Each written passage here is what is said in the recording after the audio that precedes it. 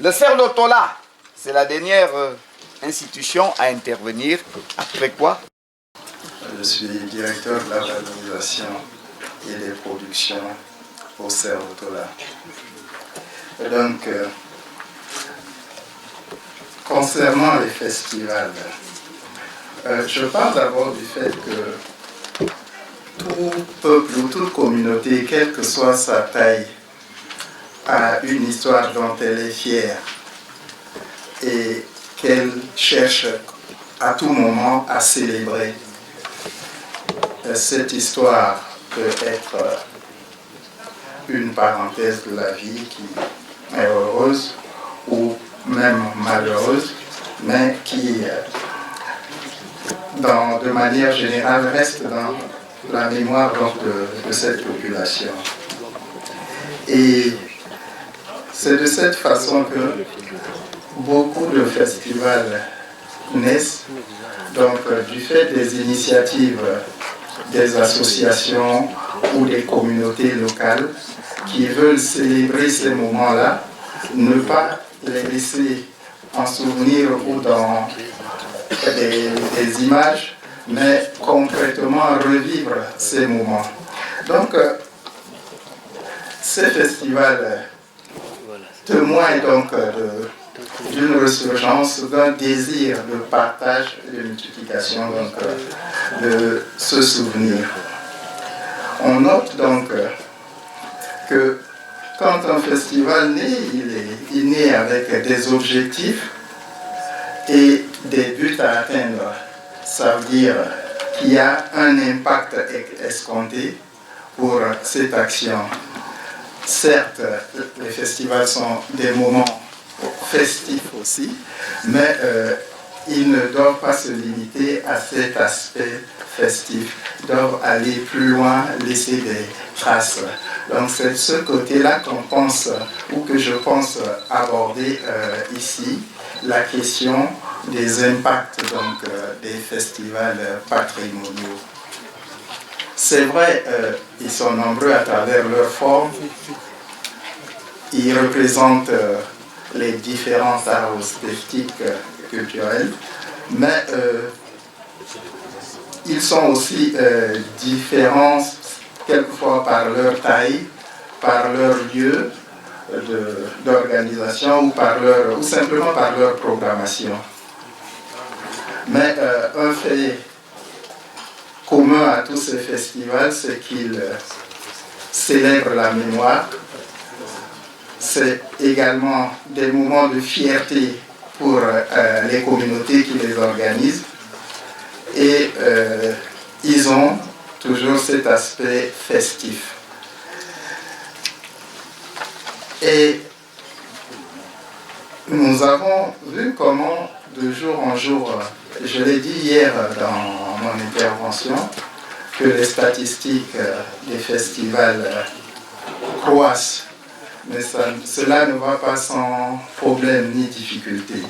Quand on se rapproche des organisateurs de ces festivals, on remarque le chemin de croix qu'ils ont fait pour en arriver à des moments où nous, peut-être en tant qu'invités, on arrive à célébrer. Mais c'est tout un parcours, toute une difficulté et toutes des contraintes qu'ils ont surmontées pour aboutir à l'organisation de ces festivals. Sous d'autres cieux, les États supportent ces activités par des subventions. Je ne sais pas si c'est le cas au Cameroun, mais dans beaucoup de pays d'Afrique, les États ne réagissent pas pour appuyer ces manifestations. Tout simplement parce que aussi les acteurs politiques et les acteurs économiques jusqu'à là ont toujours du mal à penser ou à intégrer la culture de manière réelle dans des actions de développement. Cela fait que, en regardant un festival, on regarde le caractère festif, à quoi ça sert de mettre de l'argent.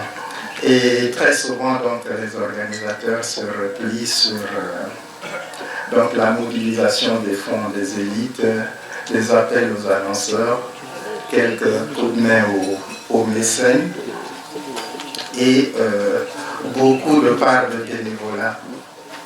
Donc c'est toute une chaîne d'activités qu'on met en place pour mobiliser les fonds et arriver donc à l'organisation de ces festivals. Donc les défis sont importants et ici la question que je soulevais, c'est de voir comment donc mutualiser les efforts, étant donné que nous partons de ce constat que ces festivals croissent en nombre. Est-ce qu'il n'est pas nécessaire maintenant de penser à des actions qui peuvent donner des retombées et permettre donc à ces festivals de fonctionner avec un peu plus de facilité.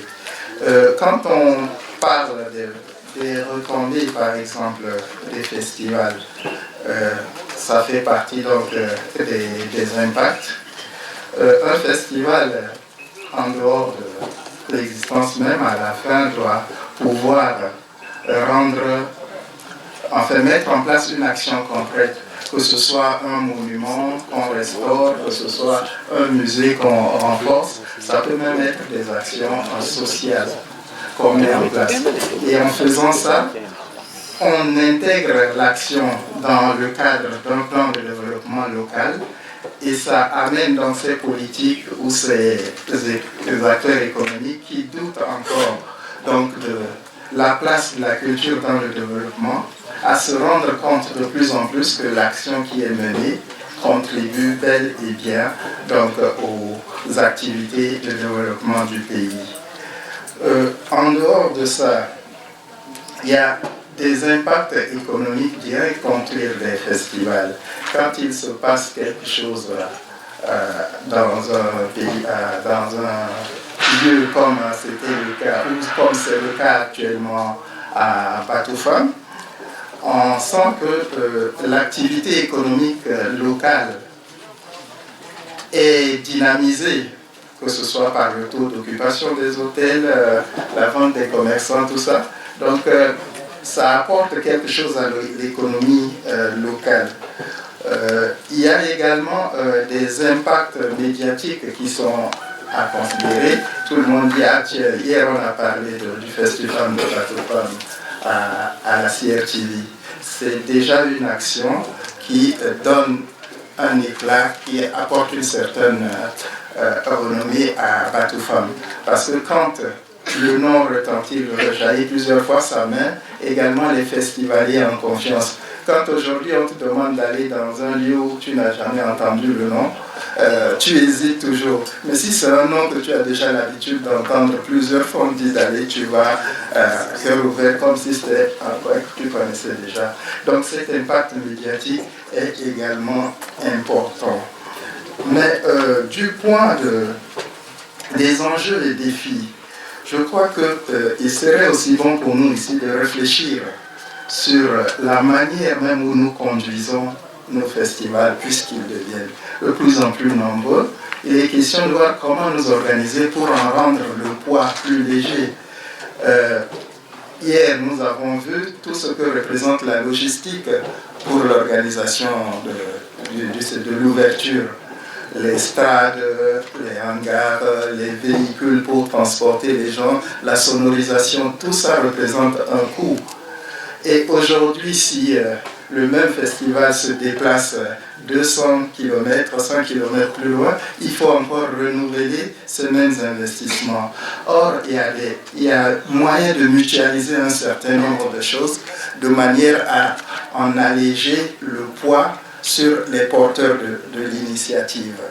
Donc, c'est une question, mais il y a aussi une question fondamentale avant d'arriver à cela, c'est déjà de penser à un cercle, une association des organisateurs de festivals pour discuter des questions profondes, adresser vraiment les questions basiques qui se posent donc à l'organisation des festivals. Donc après ces questionnements clés que ces organisateurs vont ressortir du fait de leur expérience dans l'organisation de ces ateliers. Des lignes vont se dessiner, que ce soit pour faire des actions en direction des politiques, des acteurs politiques, faire des actions en direction des acteurs économiques, ou bien à travers eux-mêmes comment dynamiser les actions, mutualiser les efforts. Et c'est quelque chose qui peut également aider pour booster l'organisation des festivals.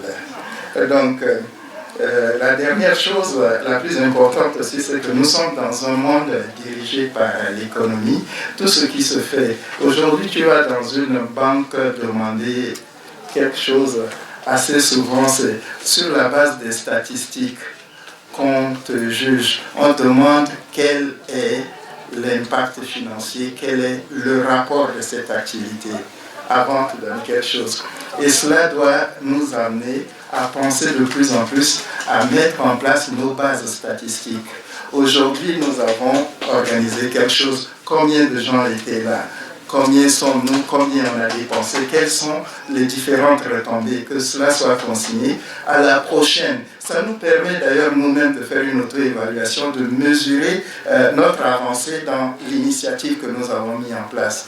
Et cela est très important en dehors de nous, dans les discussions avec des partenaires à l'extérieur. C'est sur la base... une description juste littéraire ne suffit pas. Il faut appuyer toujours par des statistiques. Ils étaient 7000, ils étaient 4000, on a fait ceci, on a fait cela, on a mis tel fond. Ça, c'est des bases qui convainquent plus et amènent donc les gens à faire foi à l'action que nous menons.